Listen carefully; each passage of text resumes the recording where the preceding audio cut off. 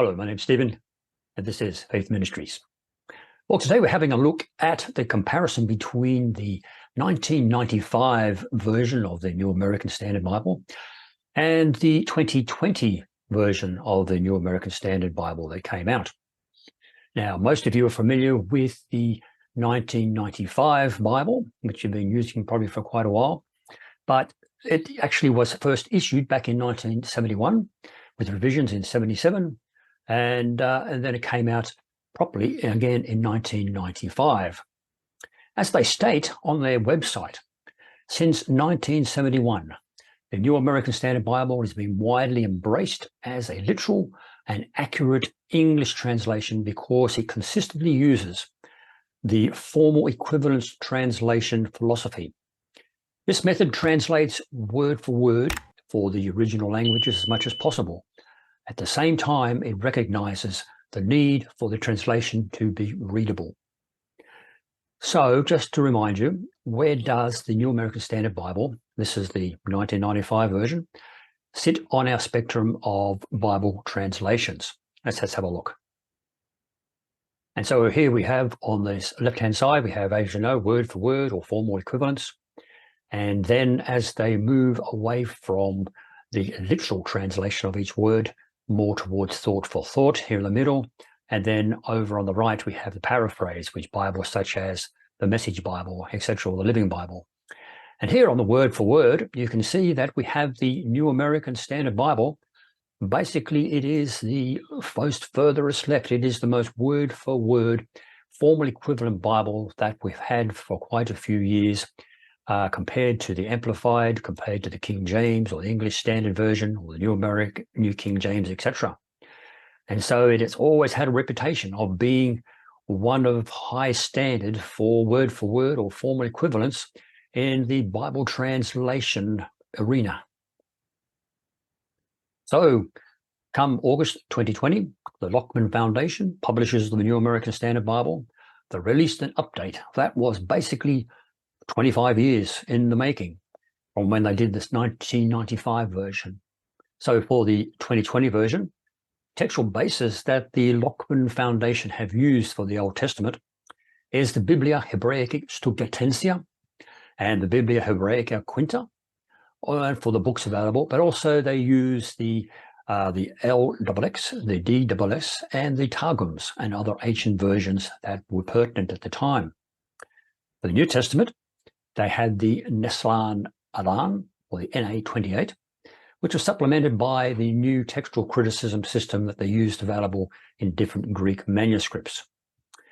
So they used these for greater accuracy and clarity in translation from back in the time of 1971, 1995. They've found that the texts that they're using, they believe, are more accurate and true to what the original Bibles were written. So have a look here on a particular web page called the Bible Web App, and they use computer-generated app to find out the different changes in the various Bibles, and I give credit to them. They do a good job.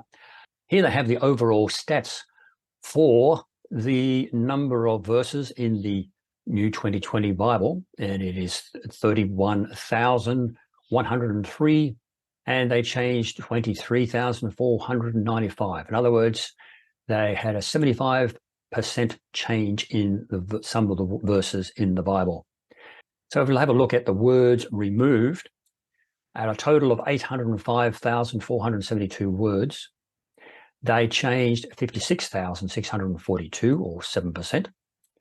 And the number of words added, so out of the total of 80,572 words altogether, they added 66,777. And so we got 8%. So in other words, there's probably a few more words than there were before. So what are some of the changes? Now, some of the changes they've made are because of the manuscripts they're having a look at, that they have in the original one, I'll show you in a moment, the 95 one, they had some things in brackets and actually still on the page, whereas the 2020 one, they've taken that brackets, which they don't believe are in the original, and they've put them out as a footnote. One of the other things they've had a look at is the topic of gender accuracy, not gender equality as such, but gender accuracy. getting the fact of male and female in the correct positions throughout the Bible. But first, let's have a look at how they've rearranged some of the verses and removed some, etc., etc. Let's just have a look at one. Here we are on Matthew chapter 18, and we're having a read here at verses 10 and 11. Now, this is the 1995 version. And so we see here that see that you do not despise one of these little ones. For I say to you that their angels in heaven continually see the face of my Father who is in heaven.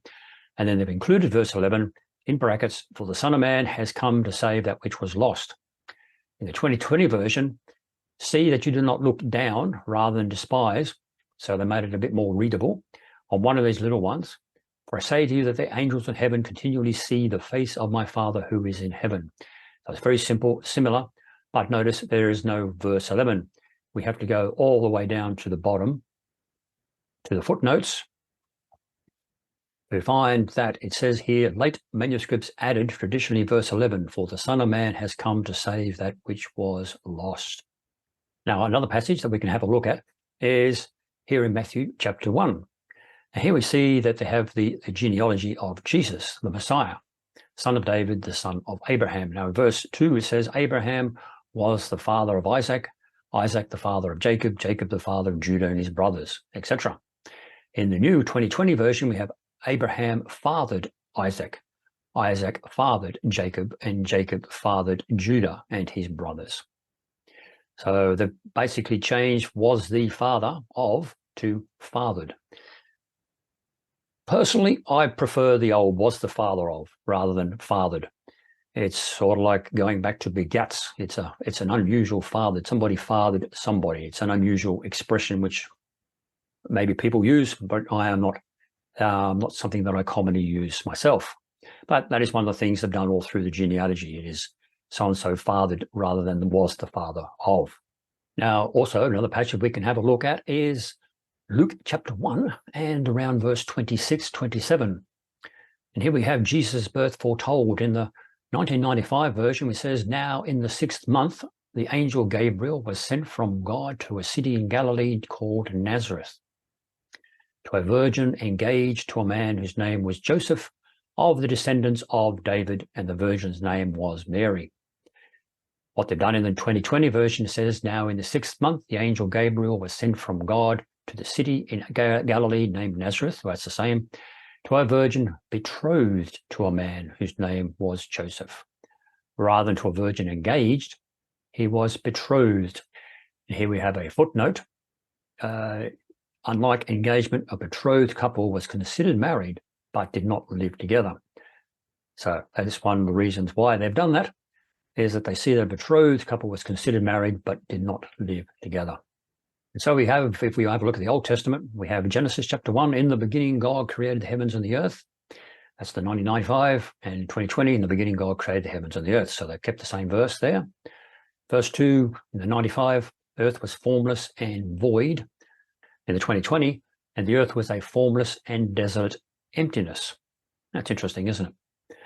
And darkness was over the surface of the deep, and the Spirit of God was moving over the surface of the waters. Continue here in 2020, and darkness was over the surface of the deep, and the Spirit of God was hovering over the surface of the waters. Interesting. They've got, rather than moving over the surface of the waters, they have put in hovering over the surface of the waters. Do you like that or not? That's an interesting way they've actually changed it, isn't it? It says here, let there be light. And there was light, so it's all similar there. God saw light was good, and God separated the light from the darkness, and God called the light day, and darkness he called night. There was evening, and there was morning on one day. So most of the time, it's very similar to what they had in the 95. But there are some verses and some words they're actually changing. So what about some examples of the gender accuracy that they believe that they are using here in the new 2020 version? Let's have a quick look at one of those, a couple of examples of those. Here we are in Matthew chapter 7, verse 9. It says here in the 1990 version, What man is there among you who, when his son asks for a loaf, will give him a stone? In the 2021, it says, or what person is there among you who, when his son asks for a loaf of bread, will give him a stone? So, I mean, they've kept the normal him referring to the boy or son, etc. But instead of what man, they have changed it to what person, just to make it more gender inclusive, I suppose, of that man is actually referring to mankind. And so to get away from that confusion for a lot of people, they have put person rather than man in this particular instance. So if we quickly swing over to Luke chapter 21 and verses 16 and 17, in the 1995 version, but you will be betrayed even by parents and brothers and relatives and friends, and they will put some of you to death, and you will be hated by all because of my name. In the new 2021, they've done things like, but you will be betrayed even by parents, yep, brothers, yep, and sisters and other relatives. So they've actually added in sisters and sisters and other relatives, and they make that in italics just to show you that, like the King James did for quite a long time, they have put in the words which they didn't really think were in the original text. They put in italics, and so the New American Standard Bible has done the same thing. They've actually added words to clarify the meaning. So instead of just having brothers and no sisters, they've got brothers and sisters. Thing that they have done there to make it more gender accurate. So one final example, let's just have a look at Psalm 1. Now, in the 1995 version, how blessed is the man who does not walk in the counsel of the wicked. In the 2021, how blessed is the person who does not walk in the counsel of the wicked, nor stand in the path of sinners, nor sit in the seat of scoffers. And that's the same in the new one. His delight is in the law of the Lord, and in his law he meditates day and night. In his delight is in the law of the Lord, and in his law does he meditate day and night. So that's the same. So as you can see, basically the only change they did in this verse was how blessed is the man, changed it to how blessed is the person. So that is just a quick look at the New American Standard Bible 2020 edition. They've changed some of the older words to be more modernized. They have in some places, as we saw, where they had brackets around them in the 1995 version of scriptures, which they did not think was in the original manuscript, but in some manuscripts, they've now taken those and put it actually in footnotes. And one of the other major things that they've done is of gender neutrality, or gender accuracy rather. And so they've actually taken, people think words like man or mankind and made it person. Instead of just referring to brothers, unless it actually is all brothers, they've gone brothers and sisters, plus other little things along the way. So do you have a copy of the 2020 New American Standard Bible?